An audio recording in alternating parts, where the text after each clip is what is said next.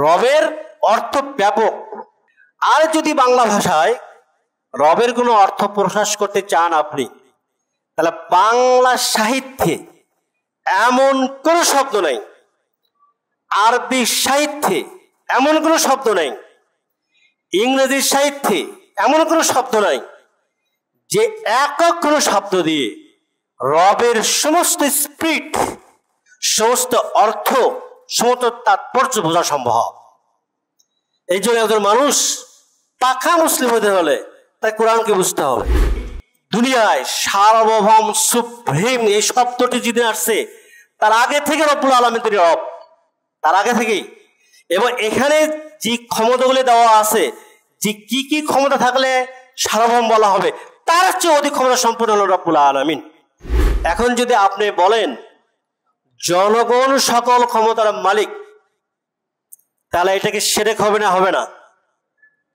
বুঝে যাবেন। কিন্তু চুক্তি কিন্তু আমার সাথে করেন নাই। চুক্তি আমার সাথে করছেন? চুক্তি কার সাথে করছেন? রব্বুল আলামিনের সাথে করছেন। এবং রব্বুল আলামিন যুগে যুগে নবী এবং রাসূলকে পাঠিয়ে দিয়ে এই চুক্তির ব্যাখ্যা জাতির সামনে দিয়ে দিয়েছেন। ঈমান চলে যাওয়ার এরকম ভয়াবহ বিপদ সীমায় একজন সত্যিকার অর্থে আলেমের উচিত মানবতার ইতিহাসে প্রথম রব্বুল আলামিনের সাথে চুক্তি মানুষের ছিল, এই চুক্তিটাকে জাতির সামনে স্পষ্ট করে দেওয়া। কারণ অসংখ্য মানুষ এই চুক্তির সাথে বেঈমানি করতেছে, এই চুক্তিকে বিরোধী কাজ করতেছে এবং সম্পূর্ণরূপে ইসলাম থেকে বের হয়ে যাচ্ছে। যেমন আপনি যদি বলেন জীবনদাতা, মৃত্যুদাতা, রিজিক দাতা জনগণ, এই কথা বলার পরে কোন ব্যক্তি মুসলিম থাকবে? কিন্তু আমাদের কাছে অঙ্গীকার নিয়েছেন যে তিনি আমাদের রব। তাহলে কি আইন দাতা কে? আল্লাহ না? আইন সংশোধনকারী কে? আইন প্রয়োজনকারী কে? একমাত্র ক্ষমতা আল্লাহ। মা নানসাখ মিন আয়া, আল্লাহ কোন আয়াতকে মানসুখ করতে পারেন, রহিত করতে পারেন, কোন আইনকে বাতিল করতে পারেন, কোন আইনকে রাখতে পারেন, সেটা আল্লাহর ক্ষমতা। আহলে হাদিস মার্কাজ কুমিল্লা সঠিক দিন প্রচারের এক অনন্য মাধ্যম। কম্পায় আমরা যথাসময়ে মসজিদে সমবেত হতে পেরেছি, এই জন্য আল্লাহর শুকরিয়া করি, আলহামদুলিল্লাহ। দরুদ ও সালাম বর্ষিত হোক মহানবী মুহাম্মদুর রাসূলুল্লাহ সাল্লাল্লাহু আলাইহি ওয়াসাল্লামের প্রতি। আজকের খুতবাতুল জুমার বিষয় হলো মানবতার ইতিহাসে প্রথম চুক্তি। মানবতার ইতিহাসে প্রথম চুক্তি। মানবতার ইতিহাসে অনেক চুক্তি হয়েছে, কিন্তু আমি মানবতার ইতিহাসে যে প্রথম চুক্তি, এই চুক্তির আজকের খুতবাতুল জুমায় আমরা প্রদান করার চেষ্টা করব। আমার তৌফিক ইল্লা বিল্লাহিল আজিজিল আল্লাম। শুরুতেই আপনাদের প্রতি বিনীত অনুরোধ জানাচ্ছি, বিষয়টা ভালো করে বোঝার চেষ্টা করবেন। কখনোই কোনো আলোচককে প্রতিপক্ষ মনে করবেন না। আলোচক কি দিচ্ছেন, আল্লাহর দেওয়া এলেম দিয়ে সেটাকে বিবেচনা করার চেষ্টা করবেন, ভাবার চেষ্টা করবেন, মানার চেষ্টা করবেন। চলুন আমরা শুরু করি মানবতার ইতিহাসের প্রথম চুক্তি, সেই বিষয়ের আলোচনা। এই বিষয়ে আল্লাহ রাব্বুল আলামিন সূরাতুল আরাফের 172, 173 ও 174 নম্বর আয়াতে এই চুক্তির বিস্তৃত বর্ণনা তিনি দিয়েছেন। তাহলে আমরা এমন একটি চুক্তির কথা বলতে যাচ্ছি যে চুক্তিটা স্বয়ং আল কোরআনে আছে। তাহলে কি কোনো সন্দেহ আছে? স্বয়ং আল কোরআনে আছে এবং এটাই মানবতার ইতিহাসে প্রথম চুক্তি। আর এই চুক্তি কে কার সাথে করেছিল আমরা এই আয়াতগুলো থেকে তা বুঝতে পারব। মানবতার প্রথম মানুষ আদম আলাইহিস সালাম, অন্য কেউ? আদম আলাইহিস সালাম না? তার আগে কেউ আছে নাকি? আল্লাহ রাব্বুল আলামিন আদম আলাইহিস সালামকে সৃষ্টি করলেন। এরপরে আল্লাহ কি বলতেছেন, وَإِذْ أَخَذَ رَبُّكَ مِنْ بَنِي آدَمَ مِنْ ظُهُورِهِمْ ذُرِّيَّتَهُمْ। আল্লাহ রাব্বুল আলামিন আদম আলাইহিস সালামকে সৃষ্টির পর কোন সমস্যা? তিনি কি করলেন, তার পৃষ্ঠদেশ থেকে, তার পিঠ থেকে বানি আদম, মানব সম্পদ যারা এই পৃথিবীতে আসবে সমস্ত মানুষকে আল্লাহ বের করলেন। কিভাবে বের করলেন? পিঠে হাত দিলেন এবং সেখান থেকে রুহগুলো বের করে আসলো।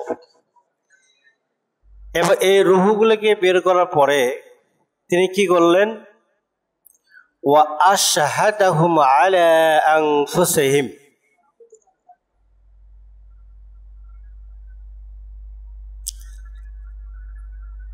তাদেরকে সাক্ষী রেখে তিনি চুক্তি করলেন। ওয়া আশহাদা আলা আনফুসিহিম, তাদেরকে তাদের বিরুদ্ধে সাক্ষী নিচ্ছেন। তাহলে তাদের কাছ থেকে সাক্ষী নিলেন। কি সাক্ষী নিলেন? তাদের কাছে চুক্তি করলেন, তাদের সাথে ওয়াদা করলেন। এটি হলো মানবতার ইতিহাসে প্রথম চুক্তি। কার সাথে হচ্ছে? স্বয়ং আল্লাহর সাথে, যিনি মানুষকে সৃষ্টি করছেন তার সাথে। কখন নিচ্ছেন? আদম আলাইহিস সালামকে সৃষ্টি করলেন, তার পৃষ্ঠদেশ থেকে এই পৃথিবীর বুকে যত মানুষ আসবে তাদের রূহকে তৈরি করলেন, বের করে নিয়ে আসলেন। তাদের বোধ শক্তি দিলেন, কথা বলার শক্তি দিলেন। এরপর তাদেরকে জিজ্ঞাসা করলেন, আলাস্তু বিরব্বিকুম, আমি কি তোমাদের রব নই? চুক্তির বিষয়বস্তু, চুক্তি হচ্ছে আল্লাহর সাথে। কার? মানুষের। আল্লাহ কি বলতেছেন, আলাস্তু বিরব্বিকুম, আমি কি তোমাদের রব নই? ক্বালু বালা, তারা সবাই বলেছিল, মানে আমরা বলেছিলাম। কিয়ামত পর্যন্ত যারা আসবে ওরাও বলেছিল। আদম আলাইহিস সালাম থেকে শুরু করে আজকের দিন পর্যন্ত যারা পৃথিবীতে চলে গিয়েছে তারাও বলেছিল। কি বলেছিল? ক্বালু বালা, হ্যাঁ আপনি আমাদের রব, আপনি আমাদের রব, শাহেদনা, আমরাই সাক্ষ্য দিচ্ছি। এরপর আল্লাহ কি বলতেছেন, তোমাদের কাছ থেকে আমি এই চুক্তি এই জন্য করলাম, তোমাদের কাছ থেকে আমি এই অঙ্গীকার এই জন্য নিলাম, তোমাদের সাথে আমার এই ওয়াদা এই জন্য নিলাম যে আন তাকুলু ইয়াউমাল কিয়ামা, যে তোমরা কিয়ামতের দিন বলবে যে আমরা এই বিষয়ে গাফিল ছিলাম। ইন্না কুন্না আন হাযা গাফিলিন, এই বিষয়ে আমরা কি অসচেতন ছিলাম, আমরা তো এটা জানতাম না। আল্লাহ তুমি যে আমার রব, তুমি যে আমার রব, এটা তো আমাদের জানা ছিল না, যাতে তোমরা কিয়ামতের ময়দানে এই কথা বলতে না পারো। আরো কি বলতে না পারো? কেন আমি এই চুক্তি করলাম? আরো কেন বলতে না পারো? তোমরা হয়তো এই কথা বলবে, ইন্নামা আশরাকা আবাউনা মিন ক্বাবল, হে আল্লাহ আমাদের বাপ দাদারা আগে শিরক করেছে, আমাদের বাপ দাদারা আগে কি করেছে? শিরকের সাথে ছিল। ওয়া কুন্না যুররিয়াতাম মিন বাদিহিম, আর আমরা তো হলাম তার পরবর্তী প্রজন্ম। আমরা তো আমাদের বাবা, আমাদের দাদা, আমাদের 14 গোষ্ঠী যার উপরে ছিল, যে নীতির উপরে ছিল, সেটাকে আমরা অনুসরণ করতাম। তারা শিরক করছিল, ফলে আমরাও শিরক করছি। আফাতুহলিকু, তুমি কি তাহলে ধ্বংস করবে? বিমা ফাআলাল মুবতিলুন, যারা বাতিল, যারা পথভ্রষ্ট, যারা ভুলের মধ্যে ছিল, যারা শিরকের মধ্যে ছিল, সে কারণে আমরা ওদেরকে অনুসরণ করছিলাম, সে কারণে কি তুমি আমাদেরকে ধ্বংস করবে? অভিযোগ। মানুষ বলে না, এটা তো বাপদাদা থেকে চলে আসছে তাই আমরা করি। আল্লাহ বলছেন, আমার সাথে তোমাদের চুক্তি হলো প্রথম তো যাতে বলতে না পারো যে এটা আমরা জানতাম না, দ্বিতীয় এই অভিযোগ যেন করতে না পারো যে বাপদাদা থেকে শিরক চলে আসছিল, আর আমরা তো তার পরবর্তী প্রজন্ম, তাই আমরা ওইটা করতাম। তাহলে কি আপনি আমার বাপ দাদাদের অপরাধের কারণে আমাদেরকে ধ্বংস করবেন? এই কথা যদি আমরা বলতে না পারো, ওয়াকাযালিকা নুফাসসিলুল আয়াত, এভাবে আমি নিদর্শনগুলোকে স্পষ্ট করে বর্ণনা করি। এখানে নিদর্শন মানে কি? এই যে আল্লাহ চুক্তি করলেন, এটা একটা নিদর্শন। এটা আমি সুস্পষ্টভাবে বর্ণনা করে দিচ্ছি। কি জন্য? ওয়ালাআল্লাহুম ইয়ারজিউন, ওয়ালাআল্লাহুম ইয়ারজিউন, যাতে করে তারা আসলে ফিরে আসে, যাতে করে তারা প্রত্যাবর্তন করে, যাতে করে তারা রিটার্ন করে। কোথায় রিটার্ন করে? ওই যে চুক্তি, আমি কি তোমাদের রব নই? আমি কি তোমাদের রব নই? আমরা বলছি হ্যাঁ হ্যাঁ, আপনি আমাদের রব, আপনি আমাদের রব। আল্লাহ বলে দিচ্ছেন, তুমি আমাকে রব স্বীকার করলে, এখন দুনিয়াতে এসে আমাকে রব হিসেবে মানলে না। দুনিয়ায় তোমার কি শক্তি হয়েছে, পাওয়ার হয়েছে, টাকা হয়েছে, পয়সা হয়েছে, বুদ্ধি হয়েছে, জ্ঞান হয়েছে, এখন তুমি আমাকে রব হিসেবে মানছো না। কিন্তু আমাকে না মানো, কিন্তু তোমার ধরার জায়গা আছে আমার, তোমাকে ধরার জায়গা আমার আছে। তোমাকে কিয়ামতের ময়দানে আসতে হবে। তুমি কিয়ামতের ময়দানে এসে বলবে, আল্লাহ তোমার সাথে চুক্তি হয়েছিল, এটা তো আমি গাফিল ছিলাম, তারপরে তুমি পার হয়ে যাবে। ইম্পসিবল, পার হতে পারবে না। তুমি হয়তো বলবে, আগে থেকেই মানুষ শিরক করতেছিল, বাবা শিরক করছে, দাদা শিরক করছে, 14 গোষ্ঠী শিরক করছে, আমরাও একটু করছি, তাহলে কি আল্লাহ তুমি আমাদের ধ্বংস করে জাহান্নামে দিবে? এই কথাও বলতে পারবে না। এই কথা বলার কোনো সুযোগ নেই। যেই শিরক করবে সেই পথভ্রষ্ট হবে, সেই পথভ্রষ্ট হবে। আর আমি তোমাদেরকে সুস্পষ্ট এই চুক্তির আমার জানিয়ে দিচ্ছে, এই জন্যই লাআল্লাহুম ইয়ারজিউন, যদি তোমরা দুনিয়াতে কোনো ভুল করেও থাকো, তাহলে মূলের দিকে তোমরা ফিরে আসবে, এই রবের দিকে। মানবতার ইতিহাসে প্রথম যে চুক্তি হলো, এই চুক্তির দিকে যাতে তোমরা ফিরে আসো, এই জন্য আমি এই আয়াতকে, এই নিদর্শনকে সুবিন্যস্তভাবে, সুস্পষ্টভাবে তোমাদের সামনে উপস্থাপন করলাম। আল্লাহ রাব্বুল আলামিন তিনি যে আমাদের এই অঙ্গীকার নিয়েছেন, এটা কি সত্য না মিথ্যা? কারো কি মনে আছে? কারো মনে নাই? আমরা যে মায়ের পেটে ছিলাম, এটা সত্য না মিথ্যা? কারো মনে আছে নাকি? মনে আছে? মনে না থাকলেই যে মিথ্যা হবে তা না, তাই কি না? বাস্তব তো আমরা মায়ের পেটে ছিলাম, কিন্তু মনে নাই। অনুরূপ ভাবে আদম আলাইহিস সালামের পৃষ্ঠদেশ থেকে কিয়ামত সংঘটিত হওয়া মুহূর্ত পর্যন্ত এই পৃথিবীতে যত দার্শনিক, পণ্ডিত, আলেম, ডাক্তার, বিজ্ঞানী, সাধারণ মানুষ, কর্মজীবী, যেই মানুষ হিসেবে আসুক না কেন, সে আল্লাহর কাছে এই চুক্তি নামা দিয়ে এসেছে, আল্লাহ তুমি আমার রব, আল্লাহ তুমি আমার রব, এই অঙ্গীকার দিয়ে আসছে। এখন চলুন আমরা দেখব এই অঙ্গীকারটা, এই চুক্তিটা কি ছিল, তাই না? এই চুক্তিটা কি ছিল? এই আয়াতের তাফসীর করতেছেন উবাই ইবনে কাফ। কে সে? বিশিষ্ট সাহাবী বর্ণনা করতেছেন। এবং জাওয়াইদুল মুসনাদে আহমদে, ইমাম আহমদের ছেলে, তিনি হাদিসটি বর্ণনা করছেন। যদিও এই হাদিসটি মিশকাতের তাকদীর অধ্যায়ের 3য় পরিচ্ছেদে রাহু আহমদ, ইমাম আহমদ বর্ণনা করছেন মর্মে, মিশকাতুল মাসাবির লেখক তিনি হাদিসটা নিয়ে আসছেন। কিন্তু বাস্তবতায় এটা মুসনাদ আহমদে নেই, উনি ভুল করেছিলেন। কিন্তু তার সন্তান তিনি জাওয়াইদুল মুসনাদে আহমদে হাদিসটি নোট করছেন, মুসনাদ আহমদে নেই।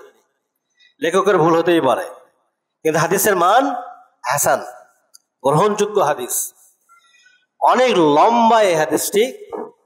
এই লম্বা হাদিসের মধ্যে যেটুকু আপনাদের আমি বলতে চাবো সেটা হলো এই, আল্লাহ রাব্বুল আলামিন আদম আলাইহিস সালাম পৃষ্ঠদেশ থেকে সমস্ত মানুষের রূহকে বের করার পর এই পিপলিকার মতন চলার আল্লাহ শক্তি দিলেন। এবং আরাফা ময়দান, আরাফাতে চিনি আমরা, এই ময়দানে সমস্ত রূহগুলোকে ছেড়ে দিলেন। এখানে আল্লাহ রাব্বুল আলামিন আমাদের কাছ থেকে অঙ্গীকার নিলেন। অঙ্গীকারে যারা আমরা বলেছিলাম, আল্লাহ আলাস্তু বিরাব্বিকুম, আমি কি তোমাদের রব নই? ক্বালু বালা, হ্যাঁ হ্যাঁ আপনি আমাদের রব। শাহেদনা, আমরা সাক্ষ্য দিচ্ছি আপনি আমাদের রব। আল্লাহ রাব্বুল আলামিন তখন কি বলছিলেন? আমি 7 আসমান, উশহিদু আলাইকুমুস সামাওয়াতিস সাব ওয়াল আরদিনাস সাব, 7 আসমান এবং 7 জমিনকে সাক্ষী রেখে বলছে। ওয়া উশহিদু আবাকুম আদম, এই যে তোমাদের বাবা দাঁড়ানো আদম, তাকে সাক্ষী রেখে বলতেছে, তোমরা যাতে দুনিয়াতে গিয়ে আমার সাথে মানবতার ইতিহাসের এই যে প্রথম চুক্তি, যেটা আজকে আমাদের আলোচ্য বিষয়, আল্লাহই আমাদের রব, এই কথাটাকে যাতে তোমরা ভুলিয়ে না যাও। ইন্নী সাউরসিলু ইলাইকুম রাসূলি ইউযাক্কিরুনাকুম বিমিসাকি ওয়া আহাদি, আমি যুগে যুগে রাসূলদেরকে তোমাদের কাছে পাঠিয়ে দেব, তারা তোমাদেরকে স্মরণ করাই দেবে আজকের দিনে এই চুক্তিনামা সম্পর্কে। আমাকে যে তোমরা রব হিসেবে মেনে নিয়েছো, আমি যে তোমাদের রব, এই রবের এই অঙ্গীকারের কথা যাতে তোমরা ভুলে না যাও, যাতে তোমরা কাফির না হও, যাতে করে তোমরা বাপদাদার দোহাই দিতে না পারো, এই জন্য আমি যুগে যুগে নবী এবং রাসূলকে পাঠিয়ে দেব, তারা তোমাদেরকে ইউযাক্কিরুনাকুম, তোমাদেরকে স্মরণ করে দেবে আহদ, এই চুক্তিনামা, মিথাক চুক্তিনামা, ওয়াদা এই চুক্তিনামা, এইটাকে তোমাদের স্মরণ করাই দেবে। আল্লাহ রাব্বুল আলামিন কি স্মরণ করে দেন নাই? দিয়েছেন। আদম আলাইহিস সালাম থেকে শুরু করে হযরত মুহাম্মদ সাল্লাল্লাহু আলাইহি সাল্লাম পর্যন্ত অসংখ্য নবী ও রাসূলদেরকে আল্লাহ দুনিয়ায় পাঠিয়ে দিয়েছিলেন। তারা কি আমাদেরকে আমাদের চুক্তি সম্পর্কে জানাই দেন নাই? এই দীর্ঘ নবীদের ইতিহাস বাদ দিয়ে দিলাম, সর্বশেষ রাসূল মুহাম্মদুর রাসূলুল্লাহ সাল্লাল্লাহু আলাইহি সাল্লাম, তার উপর প্রথম যে দায়িত্বটা চলে আসলো, সেই দায়িত্বটা কি? এসো ভাই মসজিদে সালাত আদায় করি, এটা নাকি? ভাই সিয়াম আদায় করি, ভাই এসো মক্কাতে হজ করে আসি, এটা কি অবতীর্ণ হলো? ইকরা বিসমি রাব্বিকাল্লাযী খলাক, ইকরা বিসমি রাব্বিকাল্লাযী খলাক, তুমি পড়ো তোমার সেই রবের নামে যিনি সৃষ্টি করছেন। তার কার কথা স্মরণ করে দেওয়া হচ্ছে? আলাস্তু বিরাব্বিকুম, আমি কি তোমাদের রব নই? আর মুহাম্মদ সাল্লাল্লাহু আলাইহি ওয়াসাল্লামের উপর সর্বপ্রথম ওহী অবতীর্ণ হলো। এই ওহী অবতীর্ণ করে কি জানাই দিচ্ছেন? ওই যে আমি যুগে যুগে রাসূল থেকে পাঠিয়ে দেব, তারা স্মরণ করাই দেবে এই চুক্তিনামার কথা, এই ওয়াদার কথা, যে তিনি আমাদের রব। আয়াত অবতীর্ণ হয়ে গেল, দাওয়া শুরু হয়ে গেল, আন্দোলন শুরু হয়ে গেল, সংগ্রাম শুরু হয়ে গেল। কুফর এবং তাওহীদ, শিরক এবং আল্লাহ তাআলার বিরুদ্ধে আপোষহীন লড়াই শুরু হয়ে গেল। হে রাসূল, আপনি কি করেন? ইকরা, আপনি পড়ুন আপনার সে রবের নামে যিনি সৃষ্টি করছেন। এর সালাত, সিয়াম, যাকাত, হজ, ওমরা এগুলো আছে নাকি? তাহলে এইগুলির পূর্বে প্রথম যে দাওয়াত, সেই দাওয়াতটা ছিল কি? রব সম্পর্কে জানানো, রব সম্পর্কে জানা। তাহলে এখন আমাদের জানতে হবে এই কি সেই চুক্তিনামা, যে চুক্তিনামা আমাদের রব্বুল আলামিন, আমাদের রব, তিনি আমাদের সাথে করেছিলেন। সাক্ষী রেখেছিলেন আদম আলাইহিস সালামকে, সাক্ষী রেখেছেন 7 আসমানকে, সাক্ষী রেখেছেন 7 জমিনকে, যাতে কত শক্তিশালী হয়। এবং তিনি বলে দিয়েছেন এই বিষয়ে কোনো কৈফিয়ত খাটবে না। খাটবে? কিয়ামতের ময়দানে যখন হিসাব নেওয়া হবে, মৃত্যুর পর যখন হিসাব নেওয়া হবে, আমি জানতাম না, আমি গাফিল ছিলাম, বাপদাদা করেছে, সমাজ করেছে, মেজরিটি করেছে, কোনো অজুহাত খাটবে না। সঠিক জবাব না দিলেই পানিশমেন্ট হবে। তাহলে কত গুরুত্বপূর্ণ একটা বিষয়। এই কারণেই এই পৃথিবীতে যত মানুষ জন্ম লাভ করে ও মুসলমান হয়ে জন্ম লাভ করে। কি কারণে? আল্লাহ রাব্বুল আলামিন যখন এই পৃথিবীতে যত মানুষ আসবে এই রূহগুলোকে সৃষ্টি করে বলছেন, আলাস্তু বিরাব্বিকুম, আমি কি তোমার রব নই? তখন কি কেউ অস্বীকার করছিল? কেউ বলছে না না, আপনি আমাদের রব না, আমাদের রব অমুক অমুক অমুক অমুক, ওরা আমাদের রব, আপনি না। কেউ বলছিল? একজনও বলে নাই। তাহলে ওই রূহ তো মায়ের পেটে আসে, কখন কে আসবে আল্লাহ নির্ধারণ করে রাখছেন। ওই রূহই মায়ের পেটে আসে, মায়ের পেটে নির্ধারিত সময় অতিক্রম করে দুনিয়ার মুখ দেখে। তাহলে দুনিয়ার মুখ যখন দেখলো, তাহলে সে কি মুসলিম না অমুসলিম? মুসলিম। এই যে সহিহ বুখারীতে আসছে, অন্য হাদিসে আছে, কুল্লু মাউলুদিন ইউলাদু আলাল ফিতরা ফাআবওয়াহু ইউহাউফিদানিহি আও ইউনাসসিরানিহি আও ইউমাজ্জিসানিহি। প্রত্যেকটি মানব সম্পদ সে তার ফিতরাতের উপরে, তাওহীদের উপরে, মুসলিমের উপরে, ইমানের উপরে সে জন্ম লাভ করে। কিন্তু পরবর্তীতে তার বাবা তার মা তাকে ইহুদি বানায়, তাকে নাসারা বানায়, তাকে অগ্নিপূজক বানায়। তাহলে দেখুন বাবা মার গুরুত্ব কতটা।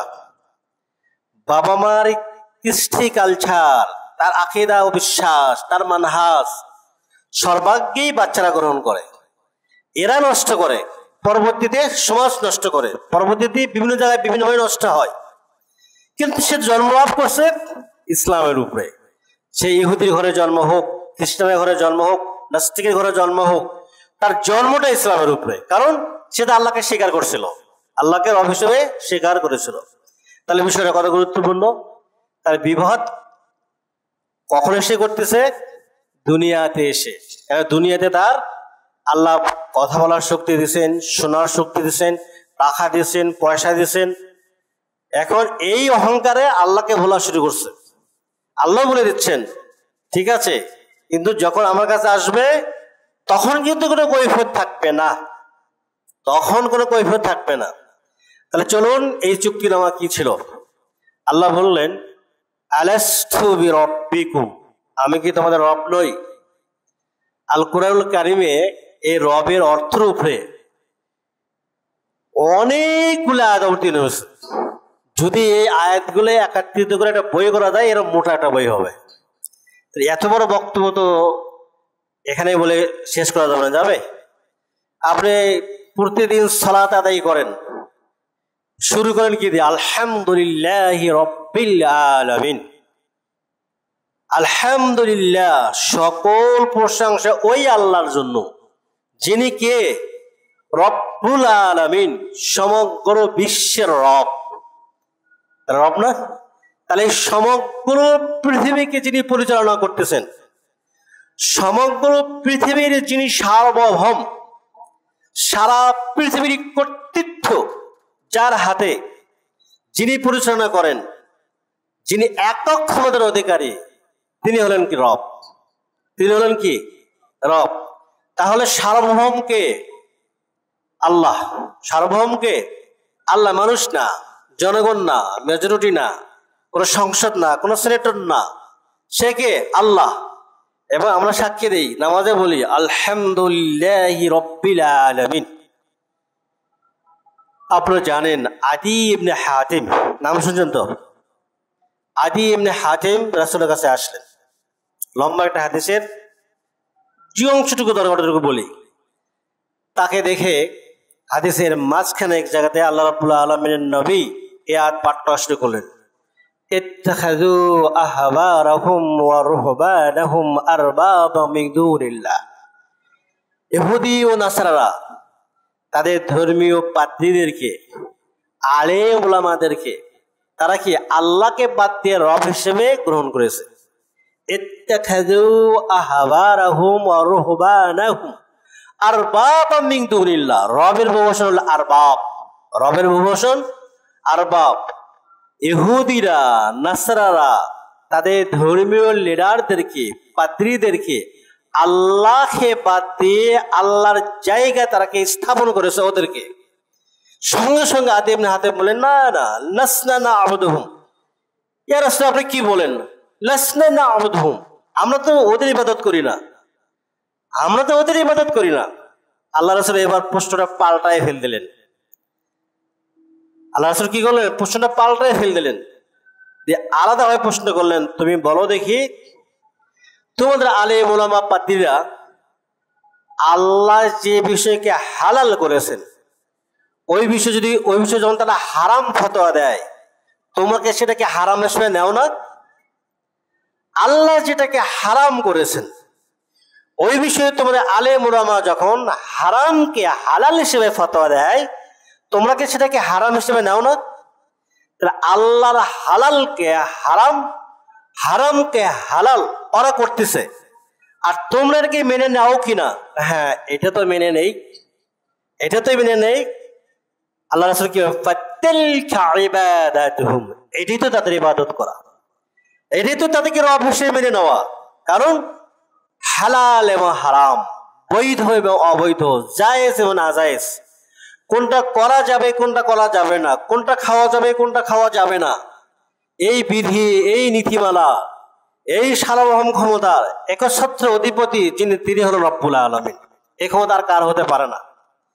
তখন আদি ইবনে হাতেম বুঝতে পারলেন যে ইহুদি এবং নাসারারা তারা আল্লাহকে বাদ দিয়ে ওদেরকে রব হিসেবে মেনে নিয়েছে।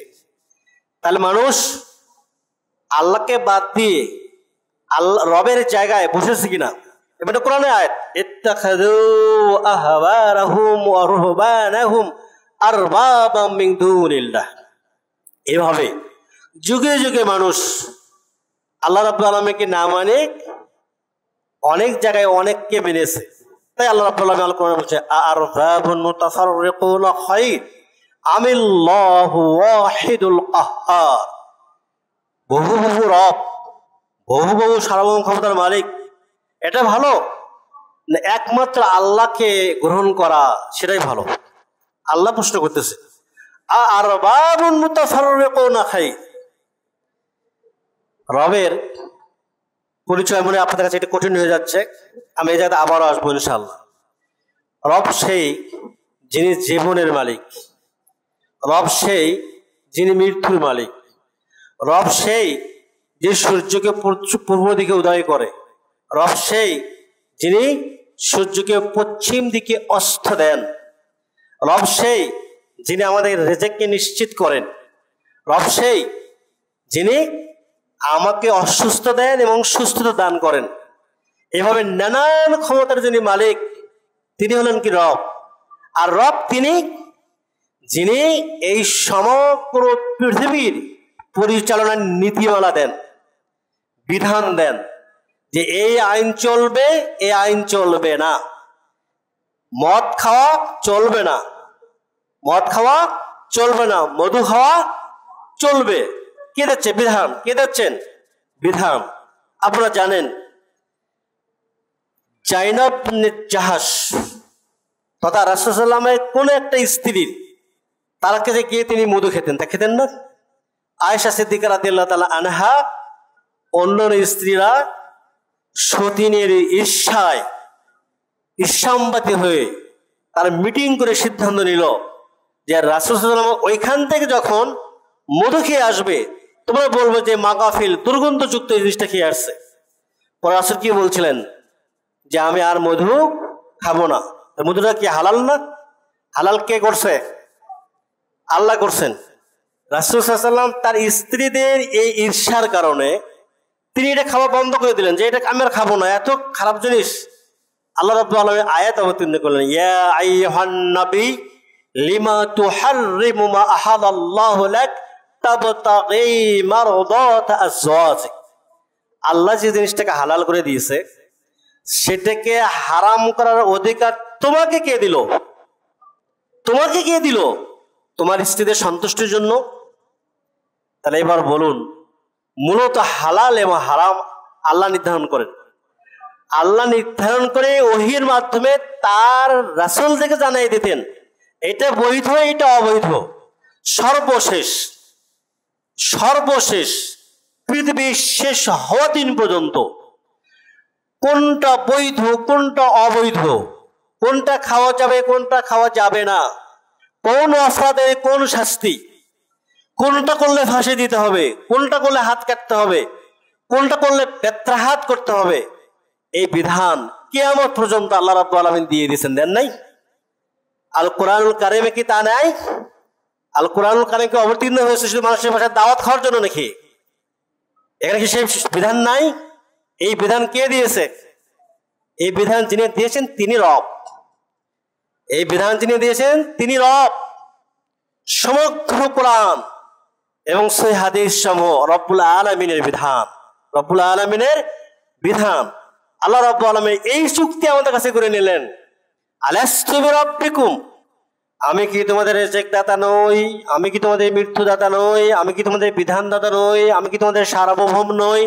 এভাবে রব বলতে যা বোঝায়, আমার সব ক্ষমতা একমাত্র আল্লাহকে দিয়ে দিয়েছিলাম। হ্যাঁ, আপনি আমাদের রব, আপনি আমাদের রব। এবার বলুন, আল্লাহ জীবন দিতে পারেন, মৃত্যু দিতে পারেন, পারেন না? এখন যদি আমরা জীবনদাতা এবং মৃত্যুদাতা বলে অন্য কাউকে মানি, তাহলে এই লোকটা মুসলিম হবে না অমুসলিম হবে? কথা বুঝবেন।